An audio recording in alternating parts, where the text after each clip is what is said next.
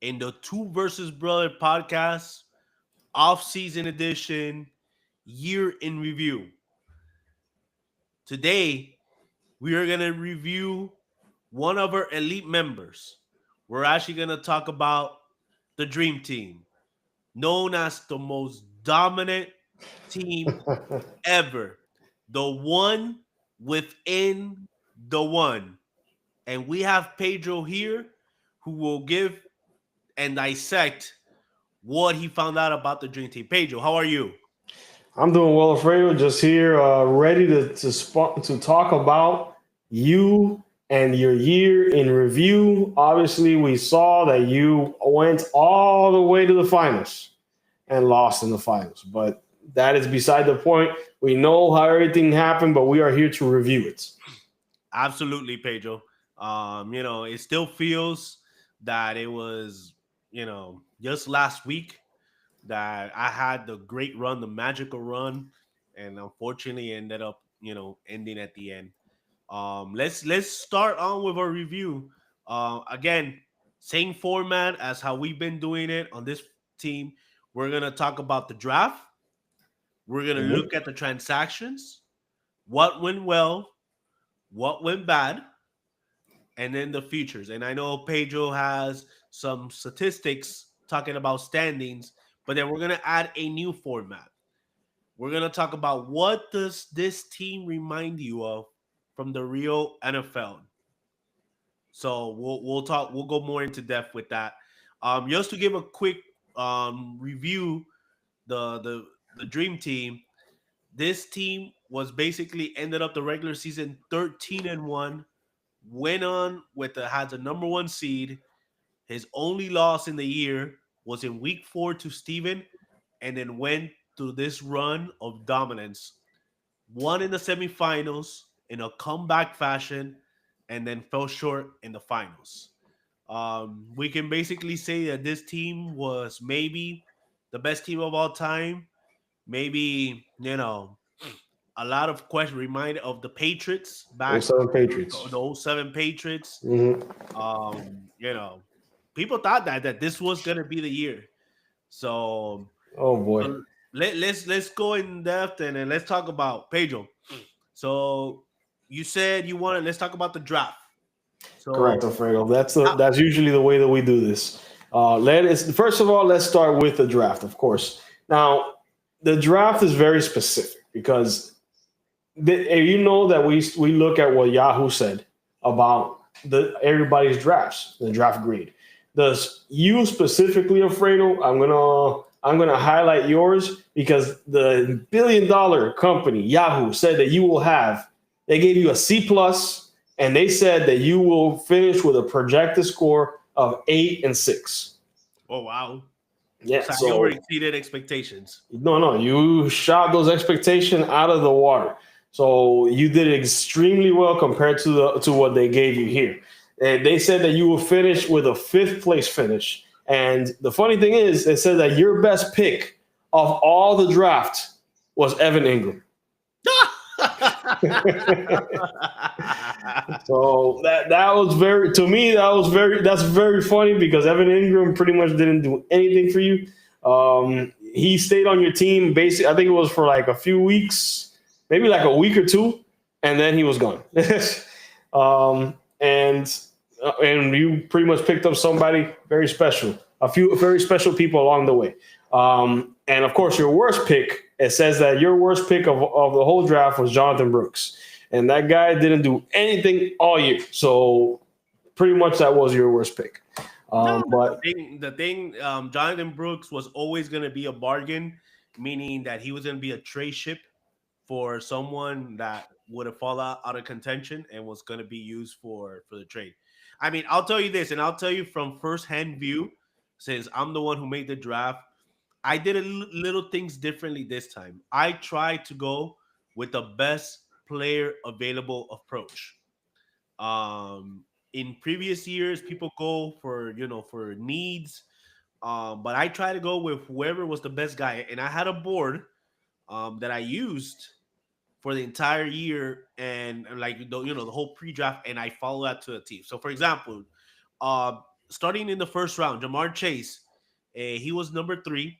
There was questions that he was going to go end up being number 2. Once Armando ended up picking Brees Hall, I knew that I was going to get Jamar Chase. I think I didn't even lasted 5 seconds, and I ended up. Sorry.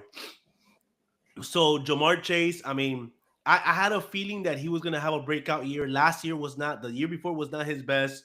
It was close to a contract year. So I felt that he needed to have an outstanding performance. Round 2, I went with Devon Achane. I saw the potential that he had from the year before. Raheem Mostert, the downturn was going to happen. I felt that this is going to be Devon Achane's team. And then I went with, with a 3rd round pick that at that time, and I wanted to say to the league and remind, people were criticizing me because I got Josh Allen in the 3rd round. Remember that, Pedro? Yeah, I remember that. A lot of people were counting on you for getting a quarterback so early, especially when there are other potential good picks on the board. Well, there wasn't. And that's the thing. At that time, and that's why I went with the best player approach. At that time, there wasn't good. There was either taking Derrick Henry, in which at that time, Derrick Henry was kind of a risk. Derrick Henry went right after me when I picked Josh Allen. You know, if they're getting Brandon Ayuk, Devontae Adams. Yep. Chris Olave went right a little bit before that. Jalen Waddle was someone that I was targeting in the 3rd round. So either that or go with Josh Allen and solve my quarterback situation. The previous year, I did not have a good success at quarterback because I had Trevor Lawrence, and then at the end, I had to scramble through. I wanted to get someone that I wouldn't have to worry and not look back, and that's what I did. Yeah, and Fredo, you did very well in doing that because just looking at the statistics, because I'm a statistics guy. I like numbers because numbers tell the story. So just looking at your first pick, Jamar Chase, you picked him, and you're on your 3rd pick. So just looking at this first pick, the average ADP for Jamar Chase was 7. You picked him at I think it was 3. Yeah, and he ended up being ranked number 2 in all of fantasy football in points, and the wide receiver 1 in all of fantasy football. So you couldn't have done any better. You did. That was a great pickup there. No, I didn't believe in Jamar Chase, but you proved me wrong, and that Jamar Chase needed to be one of the first guys off the board. So kudos to you. Now, looking at the next pick, Devon Achane, another guy that I told you that I wasn't I told you that I wasn't happy that you got him because he wasn't. I didn't think it was a great pick, but at the end of the day, his ADP was 25. You picked him. I think it was 13th. No, 17th. 17. Yeah, you picked him 17th, and you picked him a little bit early, but he pretty much rewarded you because if you picked him 17th, his rank was actually 18th all year, and his running back rank for the whole year was 5. So Top 5.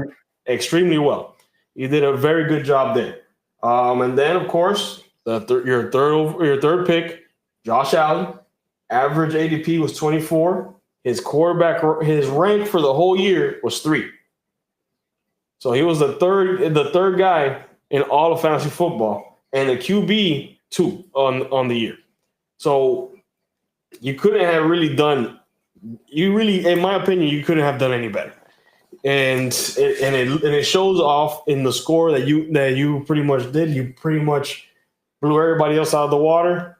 Obviously, we have other things that we're going to talk about in a few minutes, but I did want to bring up your late round picks that I think were hits. I'll start off with Zay Flowers because Zay Flowers, you got him in the 7th round. And his average ADP was 69. His rank at the end of the year was 67, and he was wide receiver 25. In my opinion, it was a good value. Considering even better value, Jameson Williams in the 11th round, because in the 11th round, he was an average ADP of 121, but his rank for the whole of all fantasy football was 64. and his wide receiver rank was 22. So that was an excellent pick in the 11th round. And of course, we have one more guy, Rico Dowdle. He turned it on later on in the year.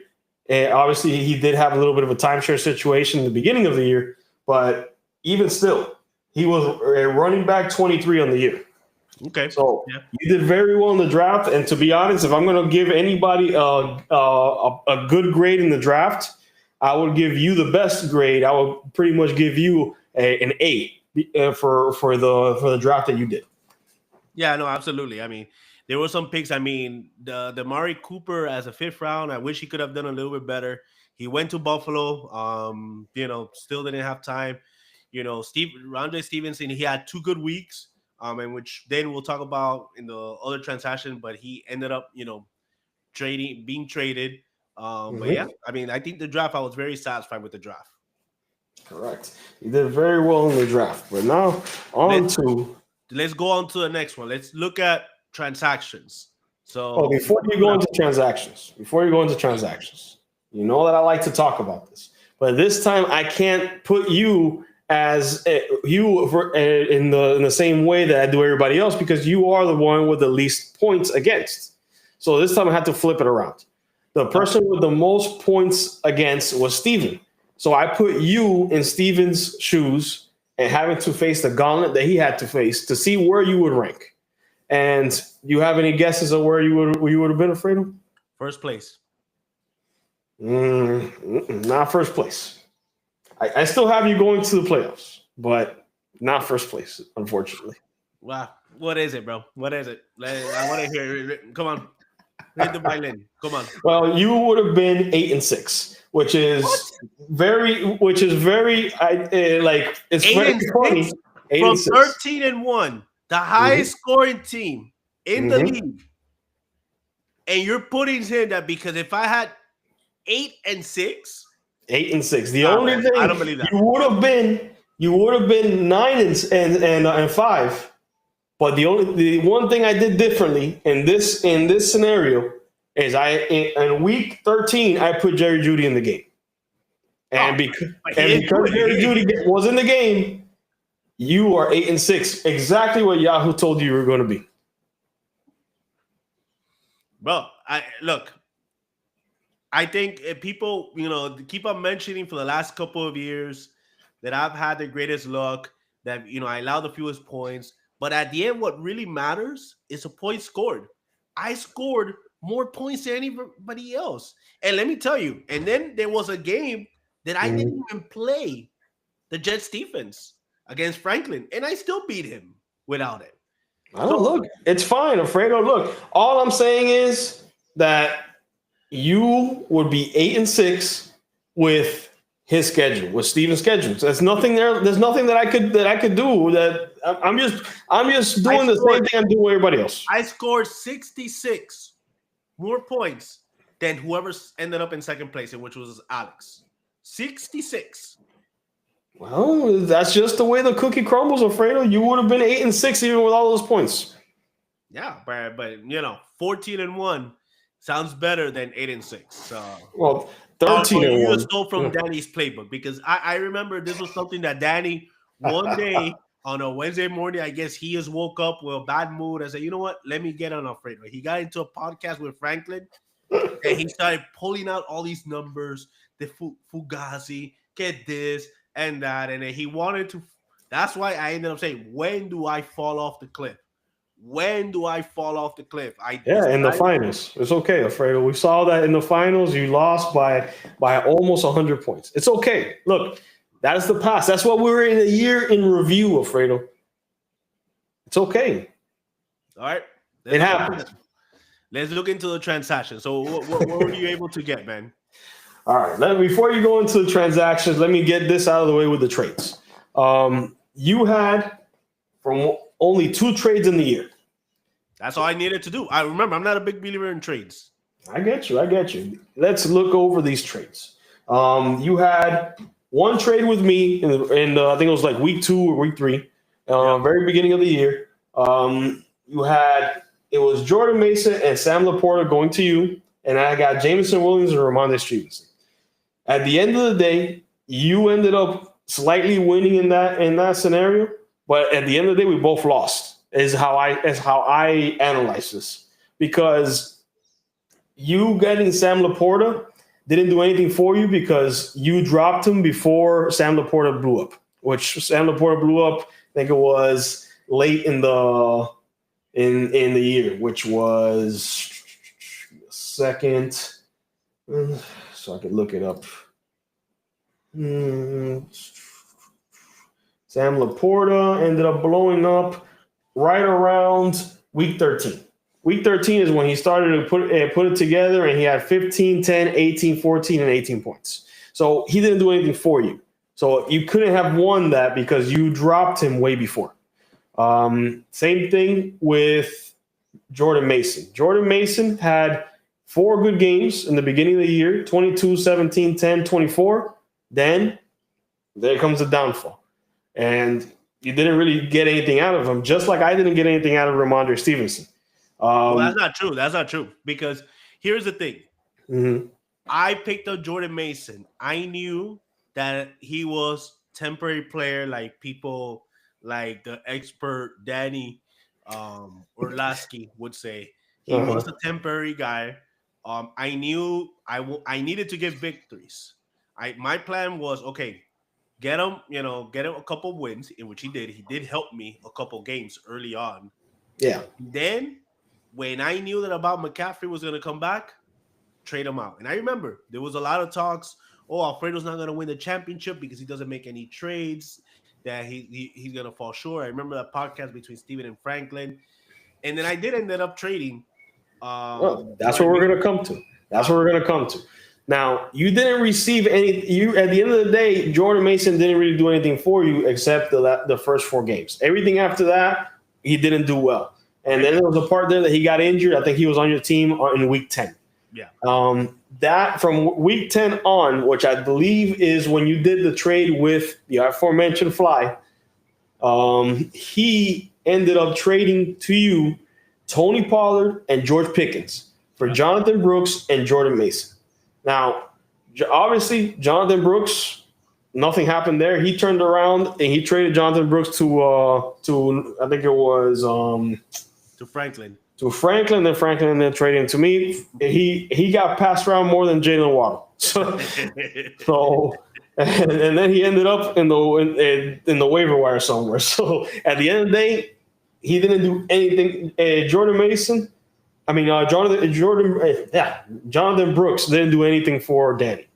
And Jordan Mason didn't do anything for Danny either, because after week 10, I think is when you traded him. It was 1 point, 2 points, 7 points, and then IR. So nothing happened there.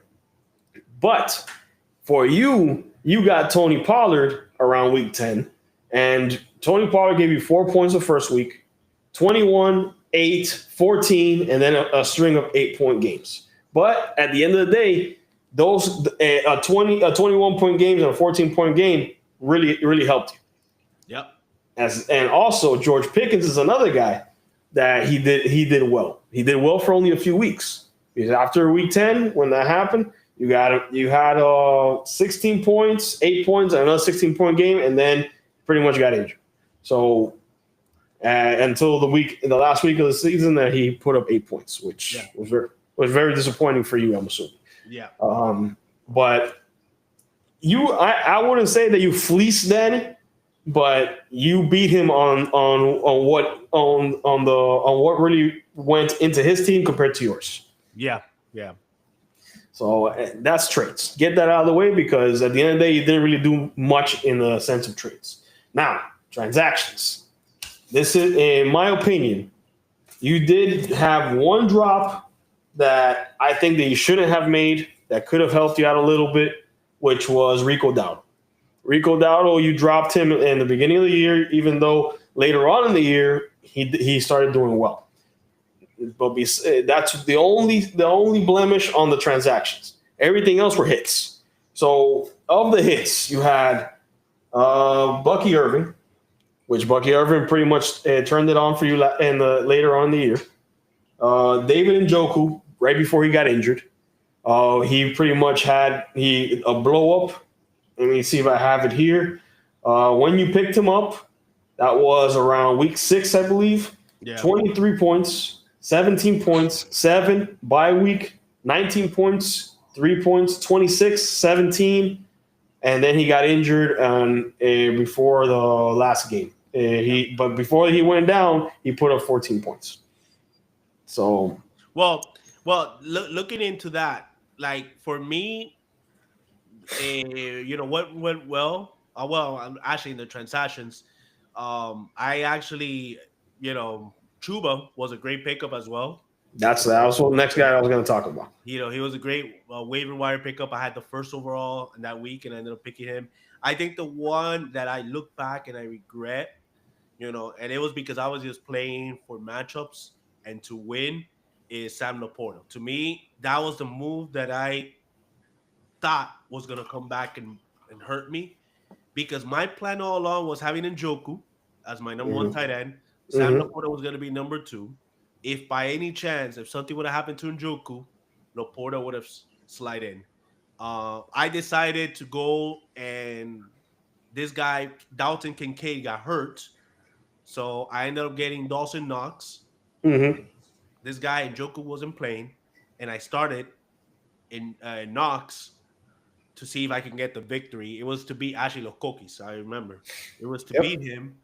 And at the end, Dawson Knox didn't do anything. And then right away, that weasel, not good for nothing, Ralphie, ended up picking him in the waiver wire. And then that's it. And then actually, he ended up starting Laporta, which maybe could have weakened him. And so, that's my one and only move that I look back that I regret.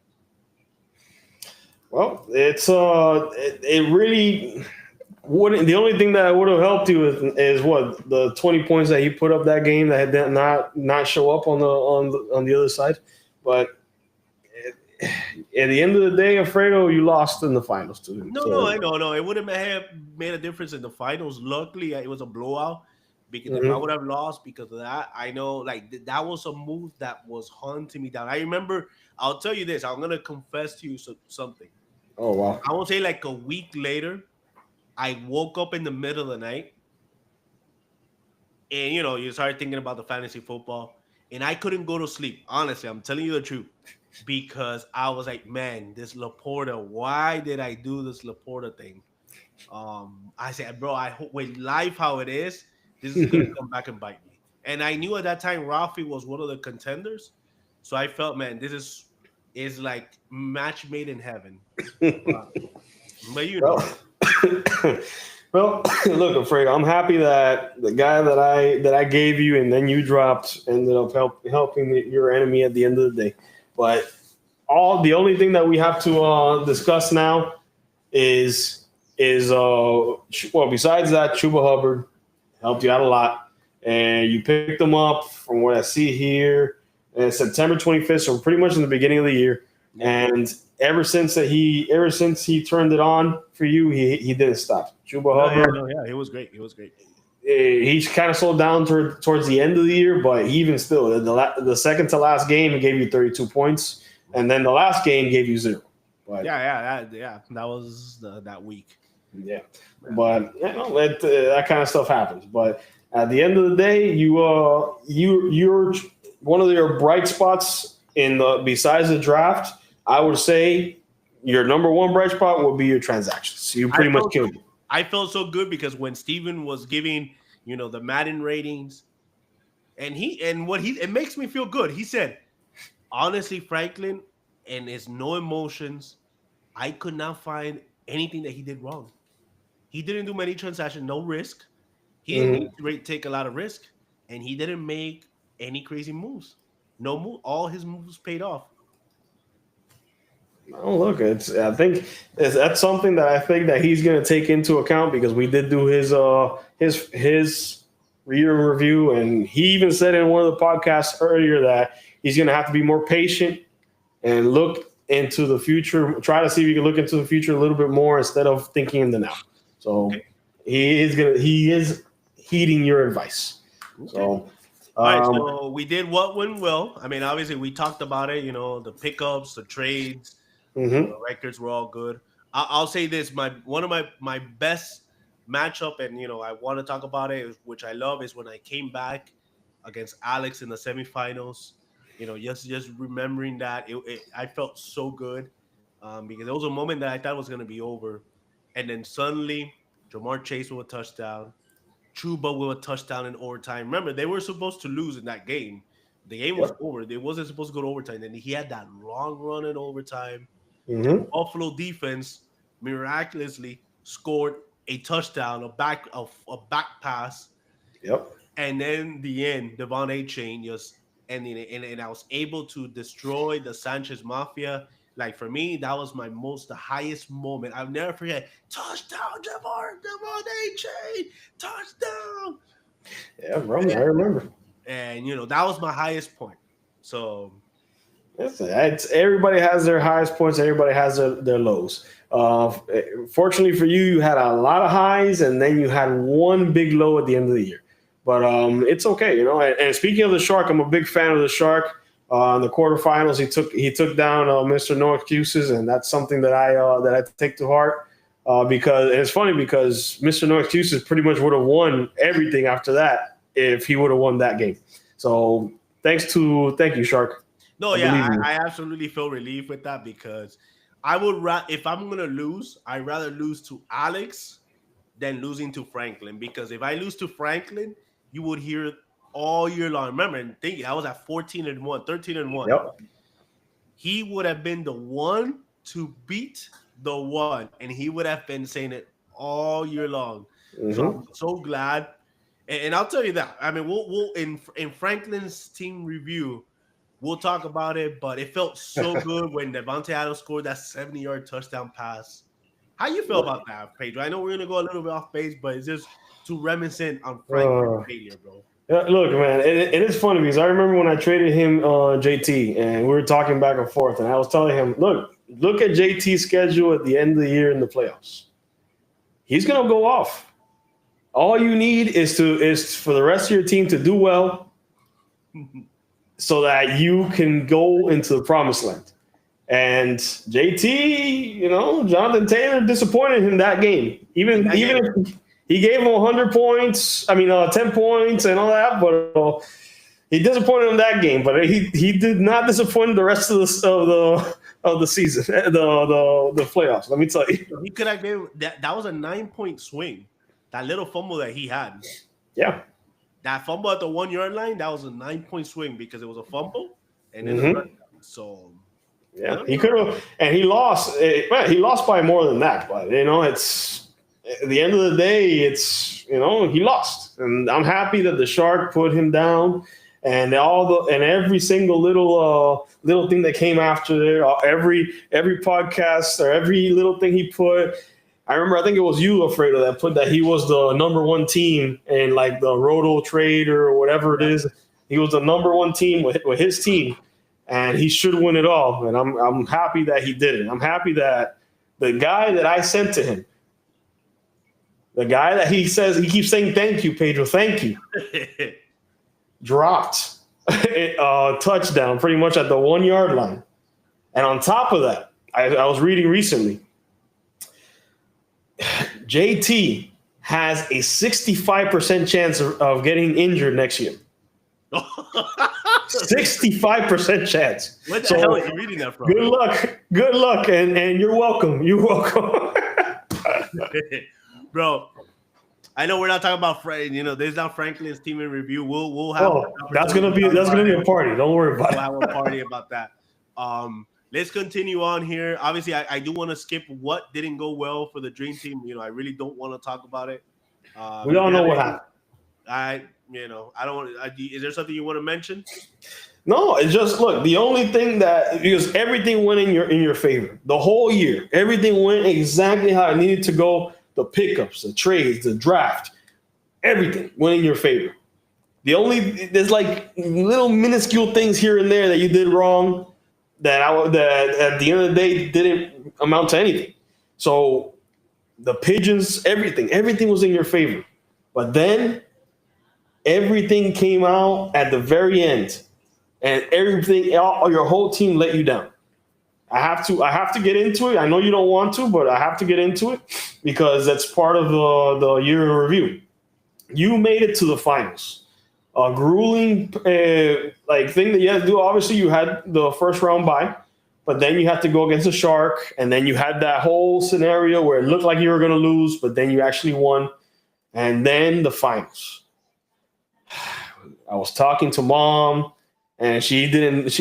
I was telling her you may lose, and she didn't want to believe it, but and everything came to a head at the end because your team pretty much went right downhill. And the funny thing is that the other guy, the rookie, came in and he had a 200-point game while you only put up 106. It's very disappointing end to your season after 10 years pretty much 10 years later from the last time that you went to the finals, you lost. Yeah. So, and unfortunately, looking at the team that he assembled I look at his team as pretty much all guys that he drafted. John Robinson drafted. Puka Nacua drafted. Mike Evans didn't draft, but he pretty much made a trade that he fleeced Danny on that as well. I don't even want to get into Danny's. I think that we should leave Danny for last because all we're going to be talking about is trades the whole day. But Alfredo, this is your year in review. Do you have anything to say in regards to this finals loss to Ralph? No. Okay. On to the future. Now, since I have you on, and I really don't know where you're going to go with this, what are you going to do with your keeper situation? Hold up. Sorry. Give me a second. All right. So sorry, try and compose myself. So I understand. The keeper situation, I mean, I'll tell you this. I think even though with the disappointing loss, but I still, I think my future looks well. I think most likely I'm gonna keep Jamar Chase unless by miracle he gets traded, to let's say the Patriots. Yeah. Then maybe he won't be that elite talent. The big and obviously Bucky Irvin, 10th round. I'm gonna keep him. So the big question is Devon Achane or Chuba, or even maybe go with Josh Allen around 3. But I think what I'm gonna go with is I might surprise and I might go with Josh Allen in the 3rd round. I might go with Chase, Allen, and Bucky Irvin, or Chase, Chuba, and Bucky. So, it all maximize. I mean, it all depends what the Dolphins are gonna do. I don't think Devon Achane is gonna have those big catches. That he had last year. He was basically a PPR guy because his rushing average was not good. I don't think he will be that rushing average that PPR guy again. So it all depends on how they do the offensive line. And I mean, he is now the de facto number 1 running back. Correct. They recently shipped who was it, Mostert out of town. Yeah. So that's it. There's nobody else there really that can. Well, you do have who was it that they picked up? Jalen Wright, I think it was. Yeah, Jalen Wright. You do still have Jalen Wright, but he didn't show much last year, so it was pretty much the Devon Achane show all day, every day. So at the very end, it's depending on who it is that you go with. We know that one of Steven's kids will take one of your keepers, one of the guys that you have on your team. So whoever it is that you don't keep will be taken. Yeah, I know. Unfortunately, looking at that thing that Armando did, and I know we don't have time. Looking at Armando's, I see the majority of my team there. My last team of last year, Zay Flowers was a early 3rd round pick there. Devontae Smith was also there. It's funny how people wants to take pieces, from greatness and just, took a whole bunch of my guys there. But yeah, unfortunately I had to pick three guys, and whoever I do not pick up will get picked up by Steven's kids or early on in the draft. So Very possible. Very possible. But at the end of the day, Alfredo, this is your year in review. Um, I know that it didn't end the way that you would like it to end, and I shouldn't be one to talk because I am the clown. But you put up a hell of a fight. I would give your season, if I had to give a grade, the whole season a B plus. okay, with plus, you know, just based on one bad week, one lottery that this guy had, But it's not just. Think about it, Alfredo. It's not just a lottery. It's just that whenever you had a dominant team, but it wasn't like the '07 Patriots versus the Giants, because yes, there was one lucky catch that made the team not be as good. Obviously, the defense was great and all that, but this is fantasy football. You didn't put up a fight, you know. Yeah, I understand. I understand, and that's what I have to live with. Trust me, this is gonna hurt for a while. I still haven't gotten over it. There's gonna this. I feel it. I still feel it, man. So we'll move on. Yeah. Pedro, the new segment that we have is very quick. Who does the dream team remind you of? Which I NFL think, team reminded you? to be honest, this we kind of spoke about it before, and I think we're both in agreement. You're like the Kansas City Chiefs. You have the pigeons as the referees that pretty much take care of you, make sure that all flags are called appropriately, but they did not help you at the end of the year when you needed it most. Okay. All right, Pedro. Well, very good team in review. Do you want to disclose who are we picking next? Who will be the next victim? We already got four, and appropriately, I was number four. When in number four, I'll tell you this: number four means stability, hard work, and order. So it was appropriately that number four means that I ended up being that. Number five, and creativity, balance, and new experience. Who do you have in mind for the 15? I have Well, someone just in mind. I have somebody in mind too. I think that we should talk about Armando. You read my mind. Armando. Hmm. Yeah, we should talk about Creativity, he Armando. did a lot of moves, so he was really, his team had balance and, new experience. He was a new guy in the league. So, yeah, I would love to talk about Armando next. Yeah, so be prepared, Armando. We're going to talk about you. Everybody else, you're going to have to wait your turn. It is coming. We are working on it. People think that we just throw this together in 5 minutes. No, we study, we work hard, we research. we miss things too. But at the end of the day, this podcast is the number one podcast in the world in the world when it comes to fantasy football. And all right, coming through. Yeah, we do more than one a week. Obviously, we had a little bit of an issue before because I was all sick. You were sick. Now you're sick again. We're working hard, guys. We're working hard. Man, we're sick here, and we're here working, man. So, obviously, but today. We had a good episode. Tomorrow and next time is gonna be Armando.